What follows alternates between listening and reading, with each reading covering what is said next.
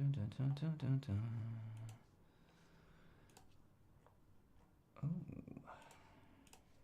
let's try this again.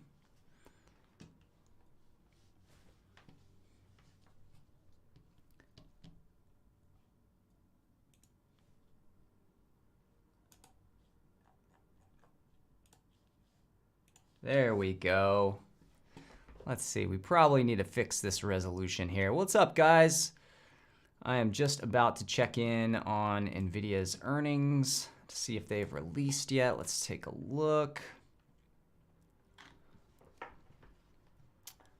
Doesn't look like we have it just yet. How's everybody doing? It's been a while. I am reviving this long dormant YouTube channel. If you've seen it yet, starting to put some content out there again, hoping to really give this YouTube thing a go. But today, of course, it's all about Nvidia, the most expensive stock in the stock market. And they're reporting Q1, well, their fiscal Q1 2024 earnings should come out any minute. Of course, they have a conference call, I believe, an hour from now. But figured we'd just open it up and chat all things stocks as well while we're looking through the numbers. I've got some numbers prepped here. Let's see if we can blow this up a little bit so you can see it. I've got some numbers prepped here for Nvidia's quarter. We've got their guidance, of course, low end of their guidance, high end of their guidance, where consensus sits, which is really a matter of what source you're looking at. You know, Wall Street consensus may be a little bit different than, say, the crowd's consensus estimate, but we've got that in there. We'll plug the actual numbers in when we have them. Of course, Nvidia will also give their guidance for the following quarter, their fiscal Q2 2024. So we'll plug those numbers in as we get them. But yes, I guess we're streaming on Twitch and YouTube right now. And I'll try to poke in here and make sure it's working okay. Let's take a look here. In fact, I could even, let's see, I wonder if it's, I always forget what the streams are. Look at the lives here. I think we're good to go. Let's double check that this is working okay. Let's take a look here. Looks like it's working. Yo, what's up, Noah? How you doing, brother? We'll close out this other tab. We don't need this here. Let's check in and see if we've got, you know, I posted a short the other day about Nvidia, and it was completely off the mark. I completely missed the mark. You know, I said, this is why I'm not buying Nvidia. In fact, I think that short was posted maybe a month or two ago. But I said, I'm not buying Nvidia. Why am I not buying Nvidia? Well, I wasn't buying Nvidia because it was already trading at over like 20 times market cap to sales. I mean, if you look at, this is a watch list I created of like high growth stocks here on Koifin. And you look, and I sorted this by current market cap to next 12 months expected revenues, right? Nvidia is all the way at the top. It's above Snowflake, which is one of the most expensive stocks in the market that's growing the fastest. Nvidia's beyond that. So Nvidia is not really trading on fundamentals at this point. And I should have realized that 2 months ago when I said I'm not buying Nvidia. I should have been buying Nvidia because everyone's piling into the AI bubble right now. Now, whether that lasts, we don't know. Let's just check in here. Let's check Nvidia stock after hours. I want to see. Looks like the numbers probably haven't been released yet. Let's take a look. So if we look at the quarterly results, this is probably going to update a little slower than maybe, say, the press release sources. So sometimes I'll try to pull numbers from sources like Seeking Alpha that usually get the release pretty quickly, or we could even go and find out where their press release is being released. Usually it'll say in the prior press releases, the service they use. It could be Business Wire, could be PR Newswire, and then we can go to one of those sites too to see if we can pull this.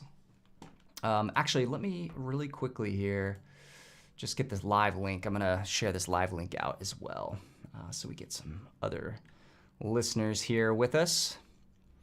Let's see, copy this link over here. And I'm going to go ahead and, oh, yeah, some people have already actually started pasting this in. But we should tweet it out, get some other people to join us here. And hopefully these NVIDIA numbers come out here shortly. I should have probably prepped this tweet in advance. I'm obviously not very good at the social media thing. Pretty good at stocks though, so we're gonna lean on that. We'll give it the cash tag here. Live streaming Nvidia's Q1 earnings release. Come join. Talk stocks. Will the most hyped AI company in the world deliver?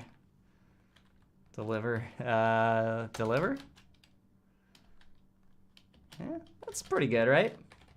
And of course, you know, Twitter's probably gonna throttle me a little bit because I'm posting a link to YouTube. So thanks, Elon. Yeah, let's see. I'm gonna post a little emoji here, and we'll just tweet this out. Will the most hyped AI company in the world deliver? Come join and talk stocks. All right, I think we're good. I think we're good on that. So let's check again. Let's see if there's any other numbers. It's weird too because they don't have, this is their fiscal first quarter 2024. It covers, they have a very non-traditional fiscal year.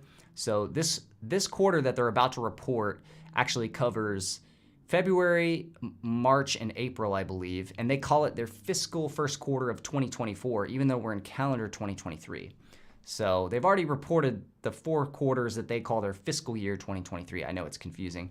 So we should see like a 2024 section pop up on their investor relations website, but it's very likely that will get posted after the press release services get the actual press release from the earnings. So that's kind of what we're waiting on. And let me see if I can find where the previous Nvidia press releases were released. If we go to their, let's see, let's go to their news section and see. Typically, like if you look at, you know, any of their previous news releases, it'll sometimes say the news service it was released through. But I'm not seeing it here on their website. So we could also just maybe look up some of their other 8Ks here. Like when they last reported their previous quarter for immediate release. And again, usually there's like a press release service that's mentioned, but it may not show up here. So, yeah, I'm not really seeing it. Maybe if we go to the original release. But here we go. Let's see if we can go to the original press release and see if it tells us. I'm not seeing it, though, so I'm not exactly sure what press release service they use. So we may just have to wait. We're going to be a little bit slow. You'll probably see the stock react because quant funds will pull in this information as soon as it hits the press wire. And we'll get it probably a minute or two late. And the company's usually a little slower too to post it to their actual website, but that's another source sometimes where you can see it. So yeah, I don't see anything posted yet here. Sometimes it'll be, yeah, like under these financial info sections, but yeah, so I put the numbers together, you know, basically where the numbers stand right now. The consensus for the quarter is for Nvidia to do about 6.6 billion of revenue. Now that's actually down year over year. Remember, Nvidia is actually shrinking right now because the gaming and crypto parts of the business are shrinking. Now it's very likely they're going to beat the consensus estimate. The consensus estimate looks too low to me. Nvidia guided back in, what was it, back in like I think February or March, they guided for this quarter to come in around somewhere around 6.6 billion for revenue. My guess is they've seen accelerating demand from AI since then. So we're probably looking at numbers that come in above consensus on revenue and probably come in above consensus on, you know, overall operating profit or earnings before interest and taxes. So right now consensus sitting somewhere around 2.6 billion there. Again, I think those numbers are probably too low. I think Nvidia will easily beat those numbers. Now the question is, where do the Whisper estimates stand? So if you look at a site like Estimize, sometimes you can see that like other analysts are estimating higher numbers. And so here at Estimize, you know, it doesn't look like the Estimize community is that much higher than the consensus right now. But again, I think it's very easy for Nvidia to probably put up 6.8, maybe 7 billion of sales this quarter. I guess we'll find out here shortly. And if they do, obviously the stock could react pretty positively. It's also going to matter what guidance they give for the next quarter. So that's why I've got these numbers here. You always want to be thinking about the future in stocks, right? So we're always trying to figure out, okay, it's not just about the numbers from the previous quarter, but how is business trending? And of course, we all expect that generative AI applications, Automotive AI applications are going to continue to power Nvidia getting back to a growth at some point. And they even said at a conference back in March, they could expect to get back to year-over-year growth as soon as the second quarter of this next quarter, what they're calling their fiscal second quarter of 2024. So we'll see based on their guidance when we get that, if that's actually true or not. Now, it doesn't look like the numbers are out yet. Let's just double check the stock price. It's pretty flattish after hours right now. So yeah, probably the numbers still haven't hit the wires. But as you think about like prepping these numbers, again, it's important to not only look at what's the company's guidance, where does Wall Street analyst consensus sit, what are the whisper numbers, where do people actually think Nvidia is going to come in? Because like me, I'm guessing most hedge fund analysts are probably predicting Nvidia is going to beat that 6.6 billion high end of their guidance. So if they come in at 6.6, the stock may not react that much. If they come in at 7 billion plus for the quarter, the stock could very well rally a lot. Of course, you also want to look at margins. So that's the quarter. You want to look at what consensus is, what the guidance was, what the whisper numbers are, what the actual numbers are relative to those numbers. And then, of course, the forward guidance for the following quarter. So there's actually quite a few things you want to look at here. Typically, it's not only the quarter that they're reporting relative to expectations, but what happens next quarter. What are they seeing in the business currently? So that's kind of all the things we're going to be looking at. So yeah, interesting. Yeah, we have some replies here as well on Twitter. Nvidia prime for a major move. Yeah, and like I said, I've been wrong about Nvidia so far this year because I was thinking of it through the lens of fundamentals. I'm thinking when I look at Nvidia stock here, again, I'll show you this Koyfin watch list I've got here. These are high growth stocks. And in fact, Nvidia is not even growing that fast right now. Remember, Nvidia actually shrank year over year last quarter, and they're expected to shrink potentially again this quarter in terms of revenue. They may get back to growth in the next quarter or two, but right now they're still shrinking because of the impact on gaming and cryptocurrency that's been in a bit of a tailspin there. So Nvidia overall, though, expected to be a growth company over the next few years. And so when I look at other growth companies, Snowflake, Datadog, CrowdStrike, ServiceNow, Zscaler, all these fast-growing tech companies, they all, even though they have high valuations, we're talking 10, 15, 20 times sales, Nvidia is above them all at 25 times. So when I think about the fundamentals, it's going to take a lot if you're a long-term investor to buy Nvidia here and expect a good return long-term. I think is going to be challenging. Now, can you buy it at 305 and it goes to 350 in the next 2 months? Possibly. We're in that AI bubble. I've got my AI plays list on TradingView and tracking a lot of these. Obviously, a lot of them have had some pops. Even kind of what I would consider lower quality AI play companies like C3.ai has had quite a year so far. You know, year to date, that stock is still up, 143%. So pretty interesting, obviously, to catch this hype wave.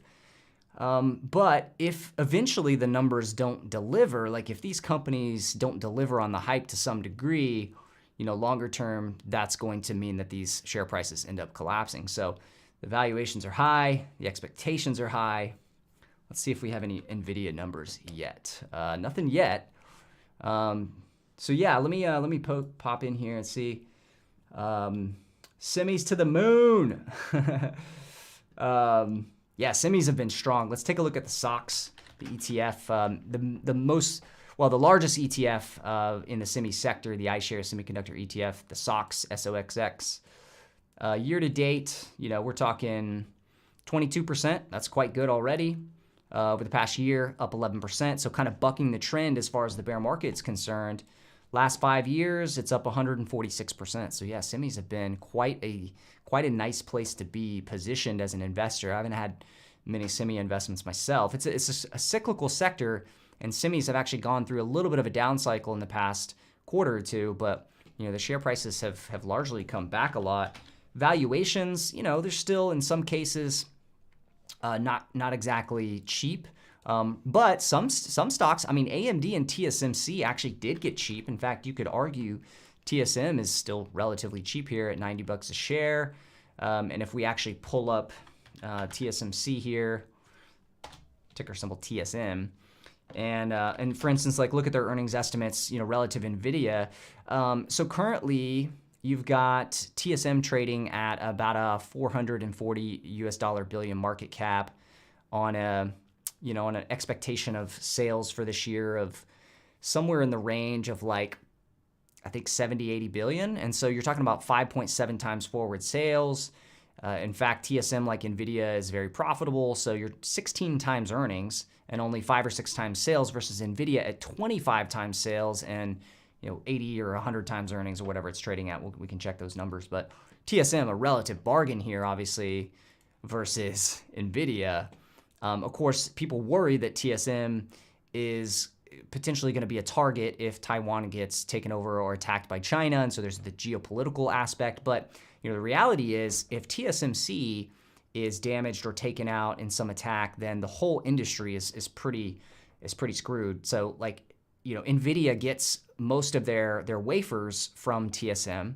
So TSM is a critical supplier for Nvidia and other leading edge. And so, yeah, TSM's got the war risk, but so do other companies like Nvidia. By implication, by having TSM as a critical supplier, they are at risk. Apple's at risk. Anyone who uses TSM wafers, which is most of the industry on the leading edge, that's gonna have the same level of geopolitical risk in my mind. Now, people frame it differently. People say, yeah, but TSM, their facilities could be destroyed immediately. Apple can source production elsewhere, but it might take like 2 or 3 years for Apple to rebuild that production elsewhere and source that production elsewhere. Samsung, of course, has some production in South Korea. TSM is building facilities in Arizona, but the production's just not there outside of Taiwan yet. So if TSM were to fall, then I think the entire sector falls 30-40% in a day.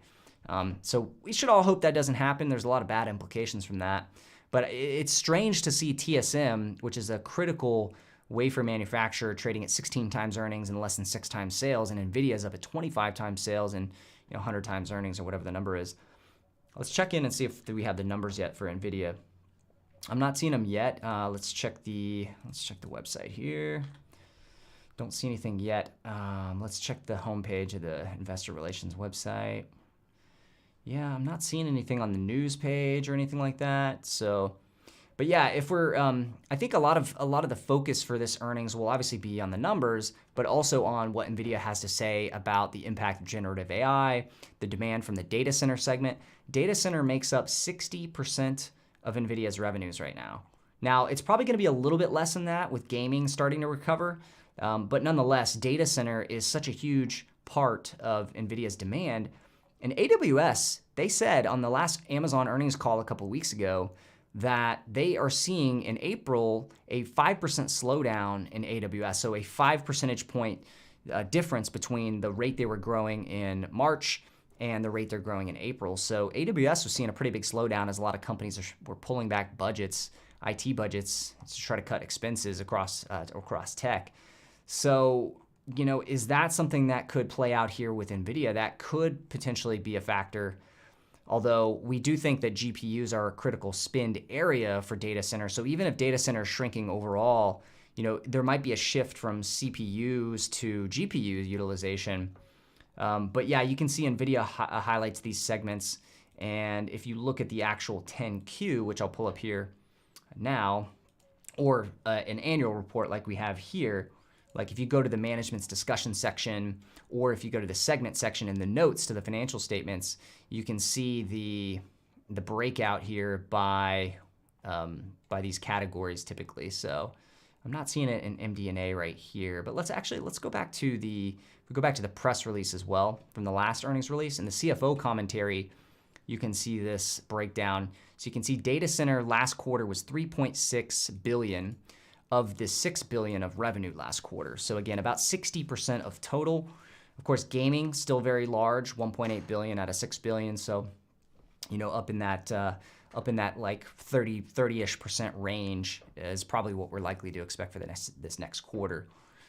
So we're still waiting on numbers. Let's check the stock price again. Always good to check in because typically the stock will move as soon as the numbers are released. There'll be a reaction. Oh yeah, so okay, the numbers must have been released. We see Nvidia stock up about 8.8%, and that means we should be looking for the numbers. Numbers must have been pretty good at first blush. Now, sometimes what happens is the numbers will get released. There'll be an initial reaction, but there could be some things that you have to check on because sometimes the initial move is wrong and it gets reversed. But let's see, maybe Seeking Alpha's homepage has it. Snowflake plunges, so they must have reported numbers that were lower than expected. But yeah, let's see if we can find it on their website yet. Again, it's kind of annoying because a lot of times the press release will get dropped and you won't see it on their website yet. And that's why sometimes like maybe PR Newswire has it. Let's check. Let's check PR Newswire. Maybe we can find it there. Or they may release through another PR service. We should be able to get it in the next minute or two. So we're looking for these numbers. If I had a Bloomberg, which costs, 30, 35 grand a year, I'd already have the numbers. In fact, we can probably find a link on Twitter. But yeah, let's take a look here, see if we've got anybody linking to it already.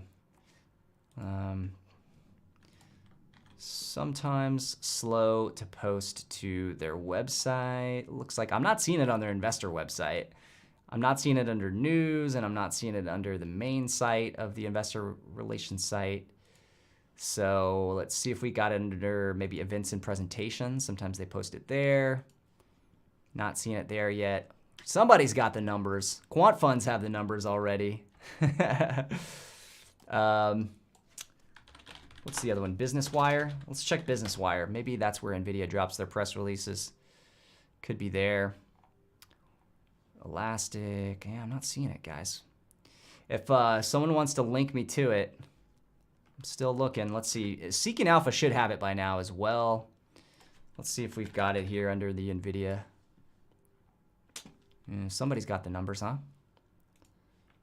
Let's search Nvidia. It's not on Business Wire. Let's check Twitter again. So somebody's got the numbers here. It says reports revenue of 7.19 billion. So that's what I said earlier. Remember when I said I think consensus is too low? I said Nvidia already guided us to 6.6 billion at the high end of revenue. The consensus only at 6.6 billion, too low. They're definitely going to beat that because of generative AI stuff this quarter. Gaming's improving. So it does seem like they easily beat the revenue numbers for the quarter. Let's see. Anything yet on BAM SEC? No, we're slow to get the numbers here. This is even slower than normal, to be honest. Usually it would be posted to Seeking Alpha. Stock's up 14% after hours so far. So pretty positive reaction. Pretty big beat on revenues. Looks like a beat on EPS as well. Let's see if we can get the Nvidia numbers somewhere. Somewhere they're out there, huh? Maybe they've got them posted to the site. Let's look at the newsroom. Let's look. Yeah, it's kind of frustrating here, y'all. So I guess I should have had the press release site that they usually release through up, because I'm not actually seeing it yet on the website. Oh, here we go. Okay, so they've got a 2024 section here. I don't see any actual links, but here we go. So quarterly revenue trends, CFO commentary. This looks like it. Okay, we finally have it. Ew, we're about 3 minutes late, but we finally got it. Okay, so 7.192 billion of revenue, so we can plug that in. 7192. That's actually, so that's negative 13% growth year over year, but vastly improved from what it was last quarter. Let's check the gross margin numbers. Gross margin numbers, it looks like we've got, looks like 64.6% on the GAAP numbers, but 66.8 on non-GAAP. So typically you're gonna wanna use non-GAAP numbers. Those are like the company adjusted numbers. You don't always wanna use company adjusted numbers, but for right now, these are the numbers that typically matter initially. So 66.8, that comes in near the high end of their guidance range, so that's good. So your implied gross profit number, 4.8 billion for the quarter. Let's check operating expenses. Non-GAAP looks like about 1.75 billion. That came almost right in line with their guidance, so just a little bit below 1.75 versus 1.78. So yeah, your implied operating profit numbers about just north of 3 billion for the quarter. That's 42.5% of revenue. Very, very good margins, obviously, for Nvidia. And that is 37% quarter-over-quarter growth in operating profits. So obviously things are improving very quickly for Nvidia, and that's why we see that, plus the the beat is why we see the stock currently up about 14% after hours. In fact, we can even show that here. If we show the, let's see, if we show the extended hours, let's see, where's the TradingView moved the options? I can't remember where they moved it to, but they moved the, yeah, I'll have to figure that out later. Maybe it's, oh, it pops up when I do a 5-day chart. Yeah, so here you can see the after hours move here. Pretty big move up. Nvidia now trading 351 after hours. Again, a stock I've been completely wrong about. I said 2 months ago, too expensive for me, too risky given the valuation. Valuation doesn't matter right now. This is an AI hype company that's beating the expectations in the numbers currently. It is one of the most expensive stocks in the market, like I said, but yeah, it's a honey badger stock. I mean, it's just doesn't care. It just keeps going up. So it's going to remain a very popular AI hype stock. They're delivering the numbers that they need to deliver right now. Eventually, there'll be disappointments in the numbers, but right now, that's not the case. So let's see if they gave us guidance for fiscal second quarter. Let's see what those look like. By the way, data center came in at 4.2 billion. And that was, as a percentage of total, yeah, again, at 60% percentage of total. Gaming improved quarter over quarter from, what was it, 1.8 billion last quarter to 2.2 billion this quarter. So gaming is recovering as we expected, because they were basically telling us that in conferences in March and April.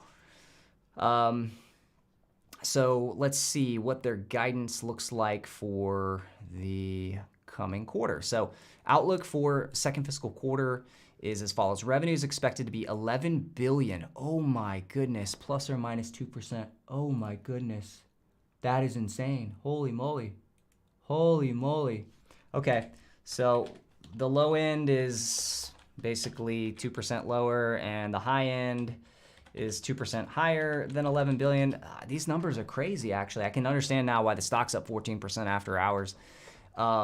These numbers are insane. Non-GAAP gross margins expected to be 70%. So, yeah, I mean, that's insane. Operating expenses, let's take a look. Non-GAAP operating expenses expect to be 1.9 billion. So let's just plug in 1.9 billion. And basically you're back to a 50% plus operating profit margin. Operating profit would go from this most recent reported quarter, 3 billion, to almost 6 billion. They're almost doubling operating profit quarter over quarter. That, oh my gosh, that's wild. That's absolutely wild. Holy moly. Okay, so the guidance is really, really stunningly good. Stock up 15% after hours, of course. Yeah, that makes sense. So if we let's look at the numbers right here. These were the prior quarterly estimates for Nvidia. If you look at the second fiscal quarter, so analysts were estimating, so they were estimating 7.11 billion of revenues. Nvidia's up at 11 billion. They're 4 billion. Oh my God, that's crazy. That's crazy. You almost never see a spread that wide. In terms of what analysts are expecting versus where the company is actually looking to go as far as the numbers for the quarter. So a difference of, just to put this in context. So, that's a greater than 50% difference in the operating profit that they're going to deliver in the second quarter. That's crazy.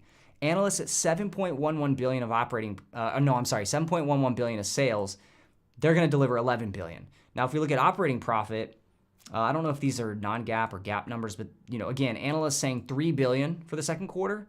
That's what they were at previously, and now Nvidia's going to do double that. They're going to do almost double the amount of operating profit. That is crazy.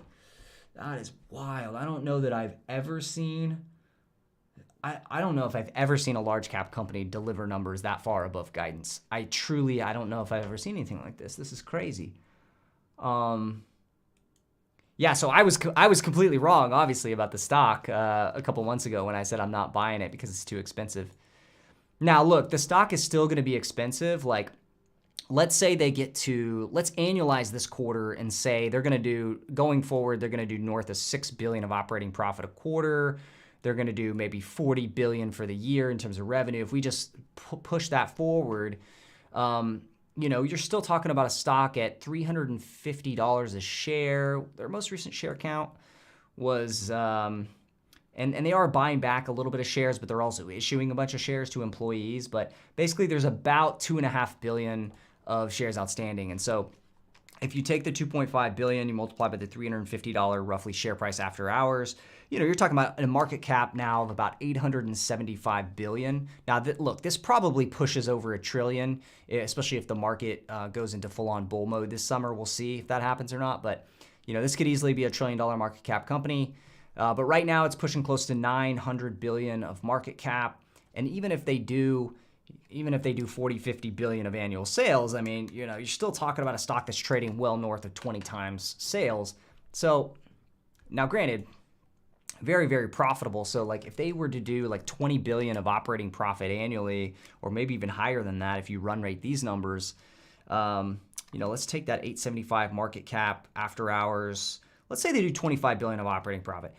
You're trading 35 times operating profit. It's a high multiple still, but I mean, it's not crazy. It's not like, I mean, it's not like absurd. It's high. It's very high. But they're delivering margin levels and revenue growth levels that are frankly quite astounding. So, wow. Yeah, if you hold Nvidia, congratulations, because, man, this is impressive.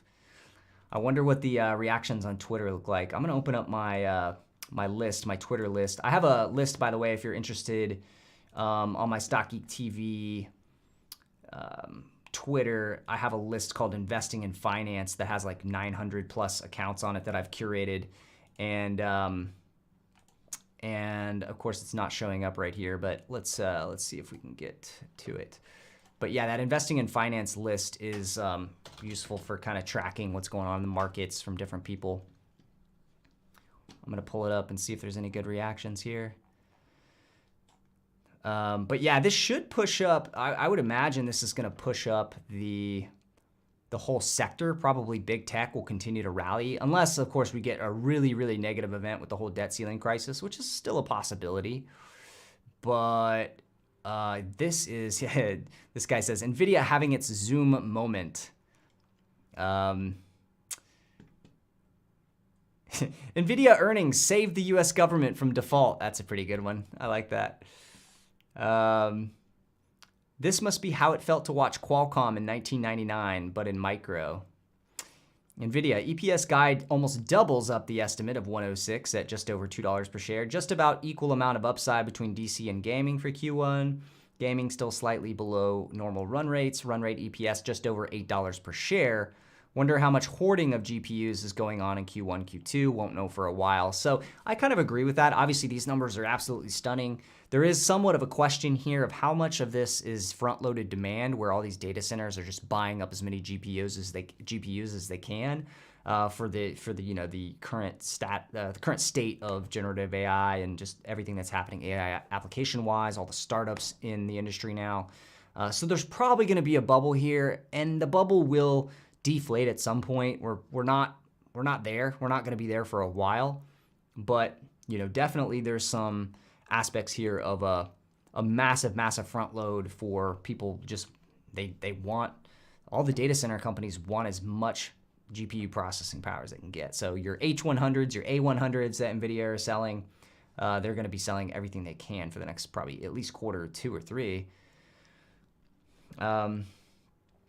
Yeah, and you can see here comments about the actual segments. Obviously, demand for generative AI, large language models using GPUs based on Hopper and Ampere. That's the H100, A100 products I was talking about. Gaming revenue was up 22% quarter over quarter, still down year over year, but it's starting to actually recover a little bit. Professional visualization revenue was down 53%, but up 31% quarter over quarter.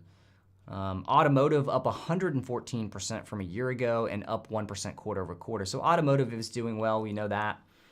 These automotive OEMs need to get it together as far as production is concerned. It's about time they start producing more volume because there's not enough cars out there. Nvidia to fade to it. Yeah, anyone fading Nvidia earnings is obviously wrong here. But again, I'll admit, for like the 5th time on the session today, I was wrong like a month or 2 ago when I posted a short about why I didn't want to buy Nvidia because I thought the stock was too expensive. But I still think it's an expensive stock, but you cannot deny the strength of the business right now.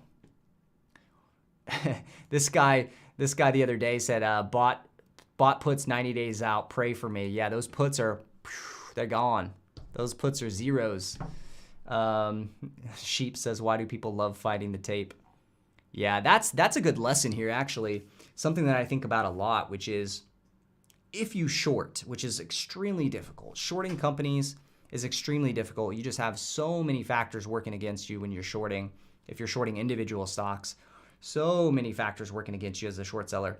But if you're doing it to hedge, if you're working for a fund and you're trying to hedge some long exposure in the portfolio, if you're doing it to try to, actually generate returns, one thing that I always try to think about is not being short companies that are in a hype cycle, in a bubble, even in valuations high. Valuation is never enough of a catalyst on its own to be a good reason to short a stock. In fact, I think what I've seen in my career, hedge funds and investors who have lost the most money shorting, it's typically because they're shorting something that's expensive. Now, eventually that can work. If you're able to hold it, right? If you're able to stay solvent, maybe that works. But you have to be very, very smart about position sizing. Keep those positions very, very small. But yeah, imagine being short Nvidia right now, or imagine, being short Tesla when it went up 500% over a 1 or 2 year period a while back. Or, imagine being short bubble stocks in 2021. Yeah, you were right, but it may have taken a year, may have taken 12 or 18 months for all that to play out. So the market can be very irrational for months or quarters at a time. So shorting based on valuation alone, not the best idea. Now for me, I just avoided Nvidia. I just said, nah, not for me. I don't want to own it. It's too expensive. Thankfully, I didn't go and short a bunch of it because that would have been disastrous. But yeah, if you do short anything because it's too expensive, be prepared to have a lot of hurt for a while and size it very, very, very small. Nvidia shows once again that shorting the hot stocks of the moment is a recipe for pain. But yeah, this guy's saying Nvidia, 1 trillion market cap, very, very likely at some point. At this point, it would seem like. George says, gotta own Nvidia.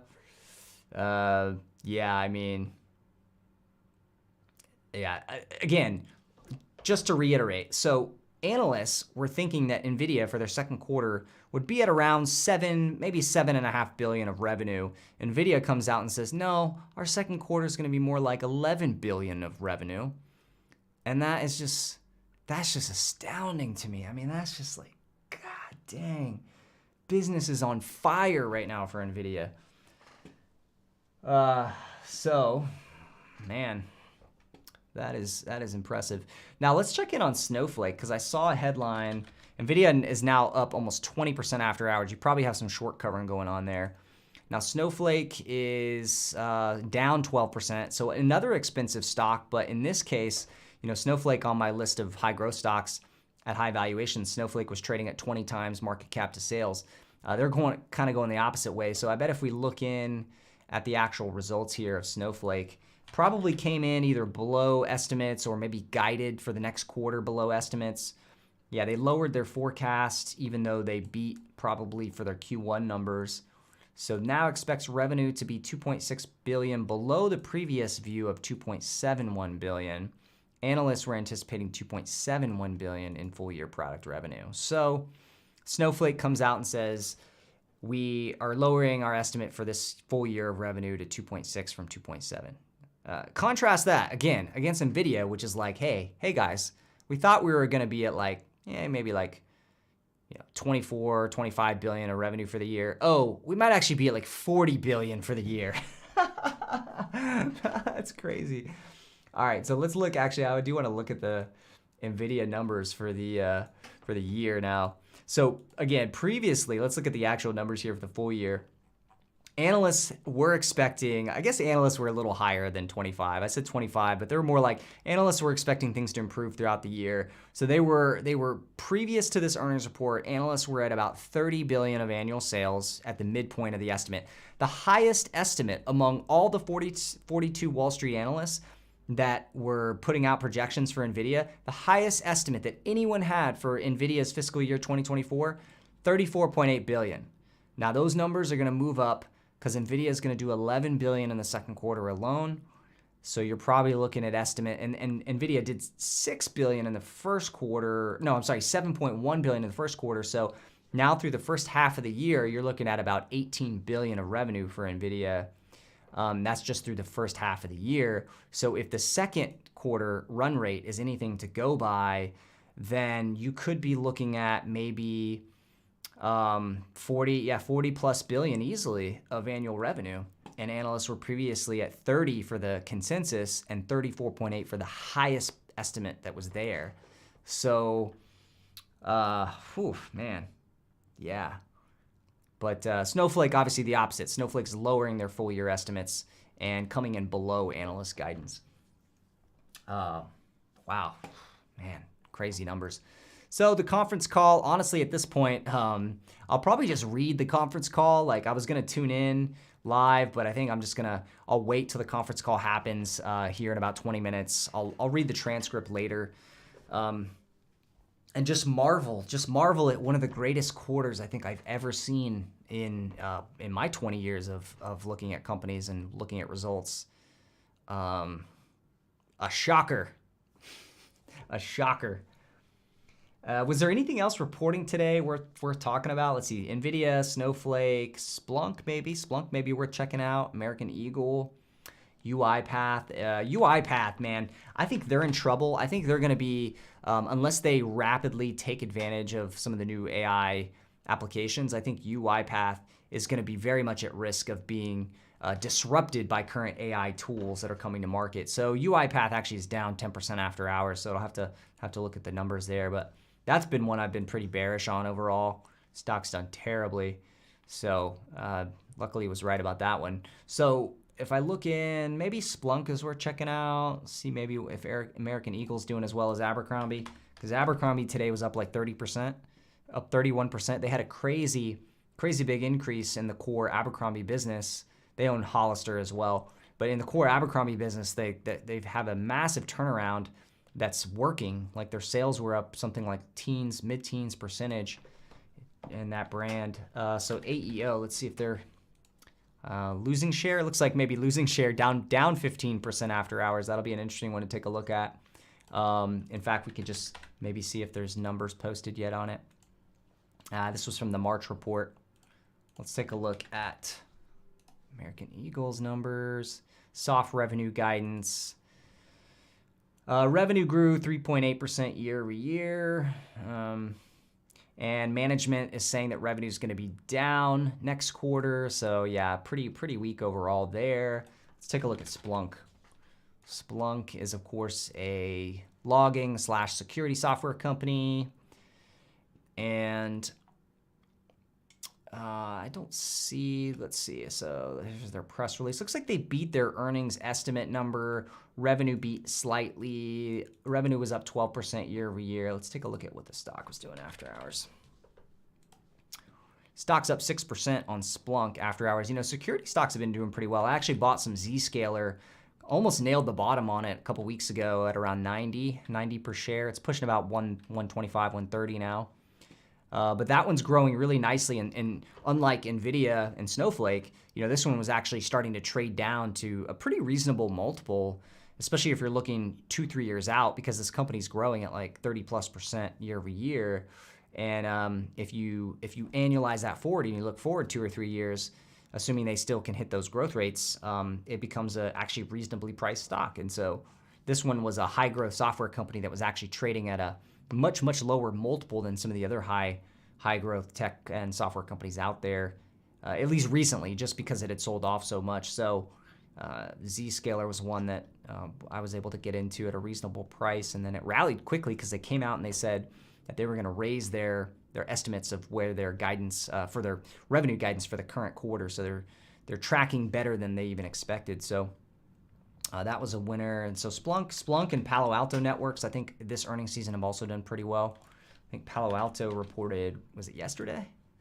And they were up 8% today. So security stocks doing pretty well. That's an area of IT spend that's still being prioritized, at least to a reasonable degree.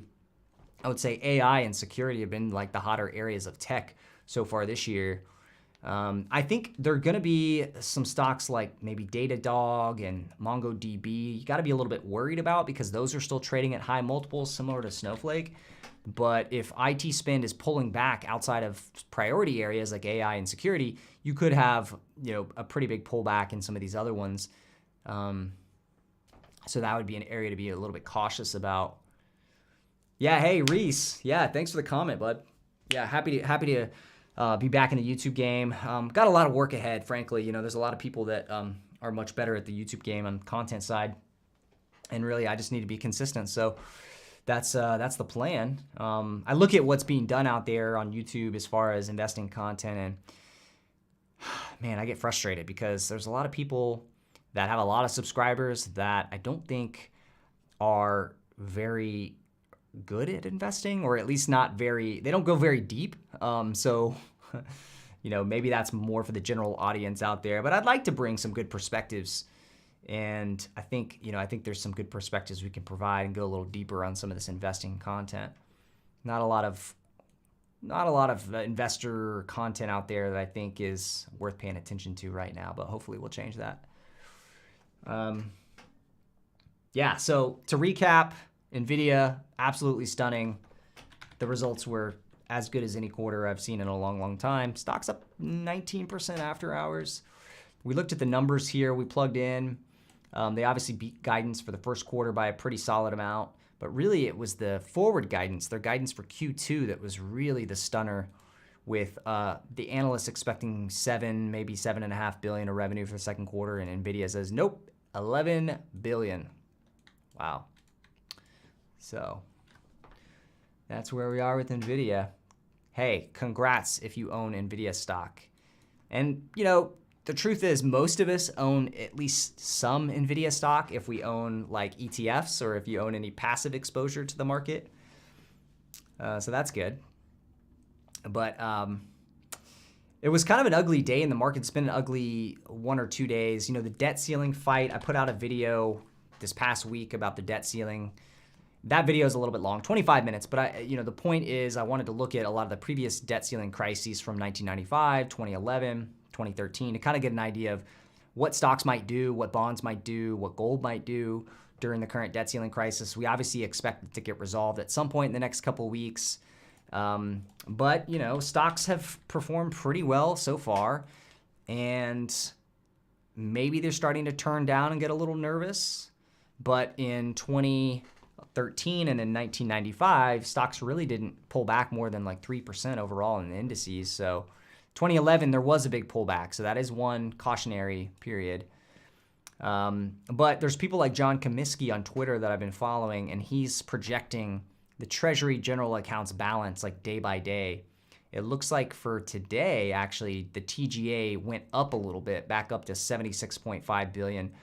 He's saying, though, that he's forecasting on June 9th only about $1.1 billion in the Treasury General Fund, which is not enough. I mean, once they get down below like $5 or $10 billion in the Treasury General account, they gotta start shutting down government departments because there's no margin of error or margin of safety there once you get below like 10 or 20 billion in the Treasury General account. So if they get that close in the first week of June, I think they start talking about shutting down government departments until they can come to that resolution and figure out how much spending do the Democrats have to cut from the budget to get Republicans to raise the debt ceiling. That's ultimately what we're talking about happening here.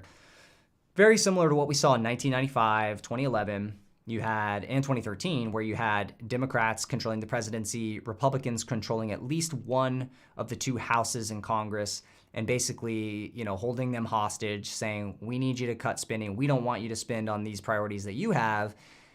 So you have to cut some spending for us to agree to raise the debt ceiling. And, whether that's right or wrong, whatever, we can argue about it, but that's kind of the reality that we're facing.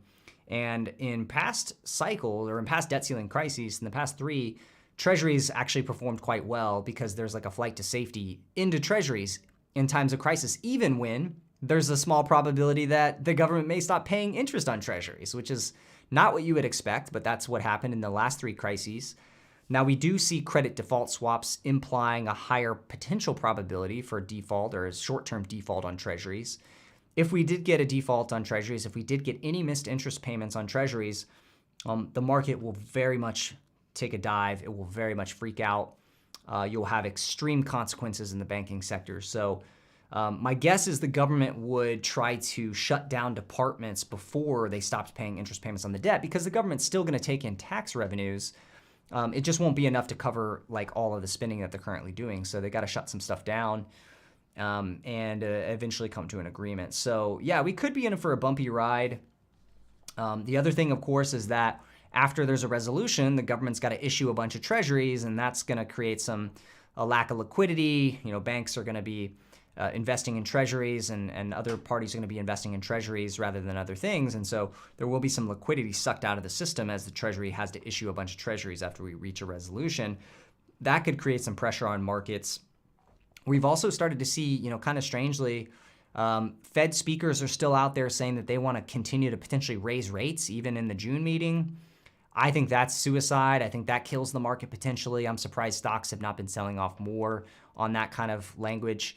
Of course, the bond yield curve is still suggesting that, they expect rates to get cut over the coming years. To what degree we can argue about, I guess. But I think, of course, CPI is going to print like 4.2% in May. That's the current estimate. So we go from, 5 or 4.9 last month to 4.2 in May. Then in the summer months, the rent numbers start to put pressure on CPI. We'll be at like 3% CPI by like September, maybe lower. So why is the Fed going to be up at 5 or 5.25 or 5.5 when CPI is going to be printing 3 in September? They're going to look stupid again, just like they looked stupid when they were doing QE and still had 0% interest rates when we all saw commodities spiking. We all saw the supply chain issues early. We saw inflation was already hitting in early 2021, and the Fed was still doing QE and was at 0% rates. What were they thinking? They were way late to the party, and that created this whole issue where they had to raise rates so quickly, crush the housing market, crush stocks for a little while.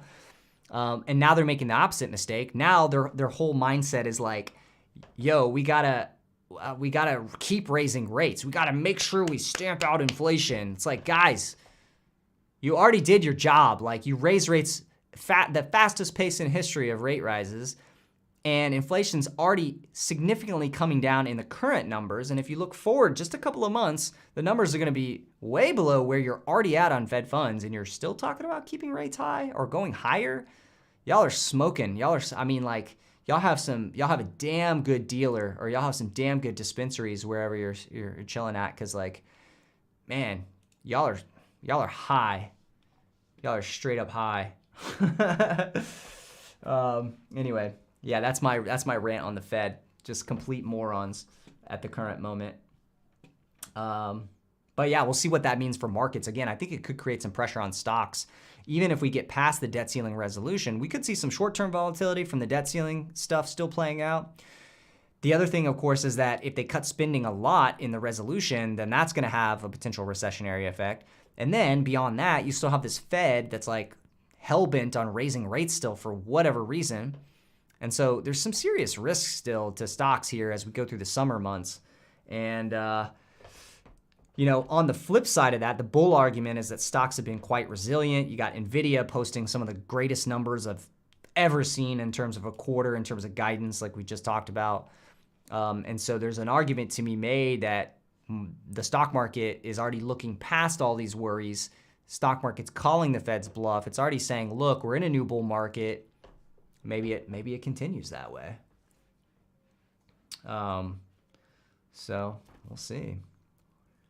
Yeah, Jay Praz, you're right. I mean, Jay Powell is a little bit more dovish. He's like a little more chill about the rate increases. Jay Powell's like, hey, maybe we should pause. At the last Fed meeting, they removed the language about needing to keep hiking. So that they have signaled in the official minutes that they're like, okay, maybe we can pause. But it's weird because this week we had all these Fed speakers out there like Bostic and who was it, Barkin and a couple others like that were out there. Like these Fed speakers were out there just like talking super hawkish.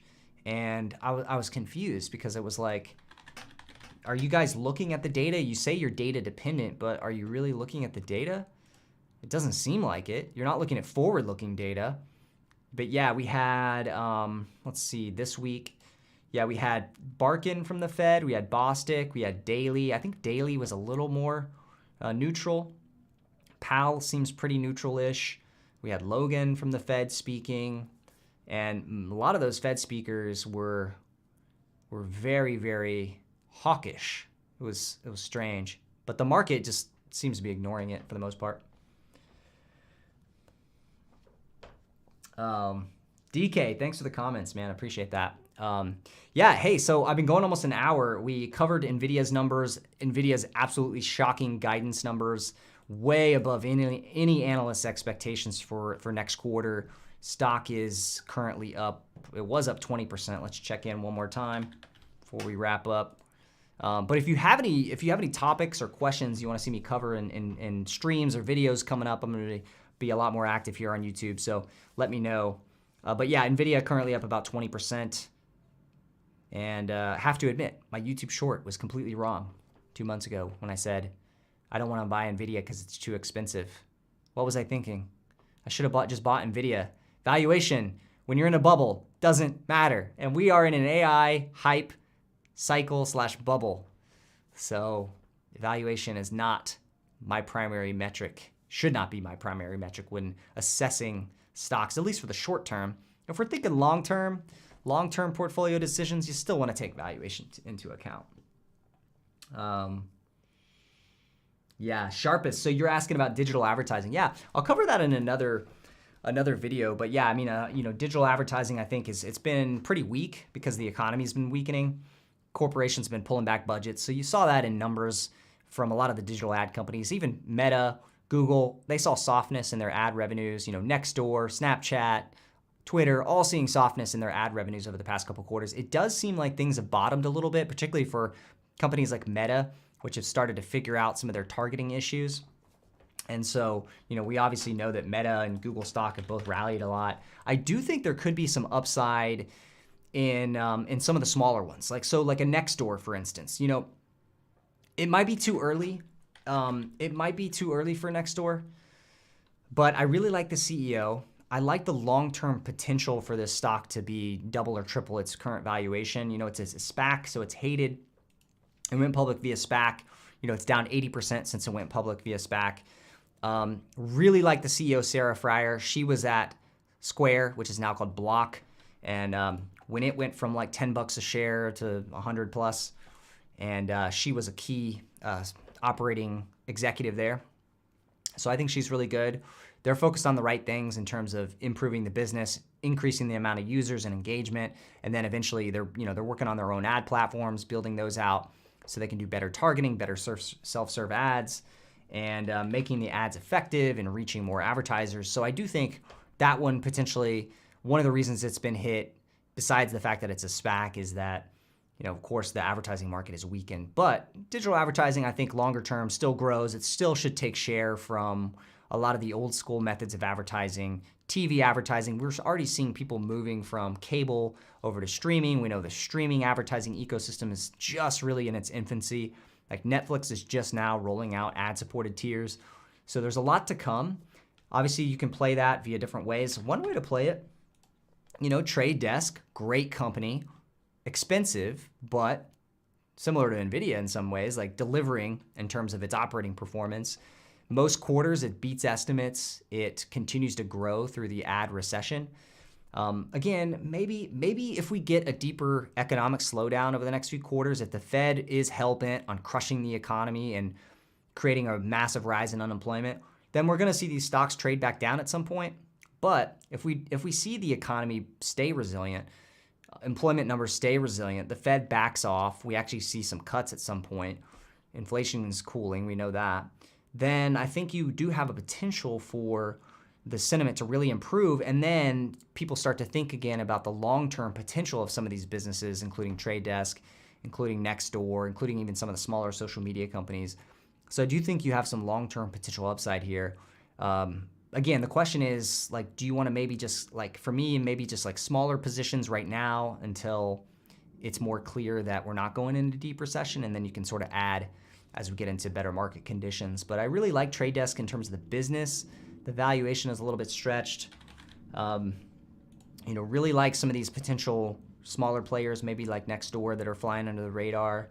Still like Meta. I mean, Meta's still relatively inexpensive, although it's a lot more expensive than it was at the bottom.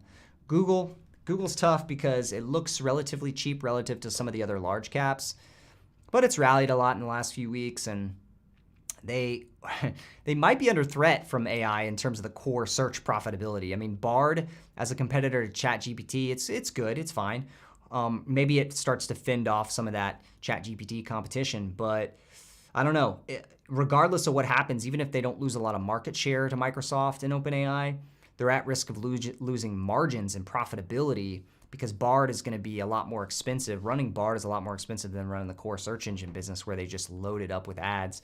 So they've got some things to figure out. So it's a little less clear what the longer term threats to Google how that might play out. But I love the YouTube asset they own at Google. I think that improves once the ad market improves. And you've got Google Cloud, which should eventually return to pretty good growth. You've got some call options with stuff like Waymo and self-driving stuff. Maybe there's something there. So yeah, and PubMatic, similar to, it's like a smaller, well, it's not like Trade Desk because it's more of a sell-side platform, but the stock is cheap. It has a strong balance sheet. Once the ad market improves, I think you get a better valuation here. Growth has slowed down a lot. Only basically expected to be about flat on revenues this year. But it's only trading for, it's trading for like 8 or 9 times this year's EBITDA. And if they can get back to growing 20 or 30% when the ad market improves, and if they can carve out any amount of decent share in the whole streaming ecosystem, like streaming ads, like Netflix, etc., in that ecosystem, if they can be a dominant sell-side platform, you've got a lot of upside for revenue and profits, and the stock is not priced for much growth at all. So this is one where you could see a very nice longer-term opportunity for returns, but right now it's just kind of like you're in this weak period. So I do think there's still a lot of potential here, and it is up nicely from the bottom. So yeah, it's kind of my thoughts on the advertising stuff. All right, it's been an hour. We covered Nvidia and the shocking results. Talked a little bit about a few other stocks and some of the stuff happening macro-wise. I'm gonna go ahead and sign off for today, but let me know on Twitter, let me know in YouTube comments, like what you want to see me do content in terms of streams, videos, etc., shorts even. I've got some ideas. I'm working on some stuff, hopefully, that I'll be putting out in the next days, weeks, etc. But until then, everyone, enjoy yourselves. Have a good evening, and I'll see you soon.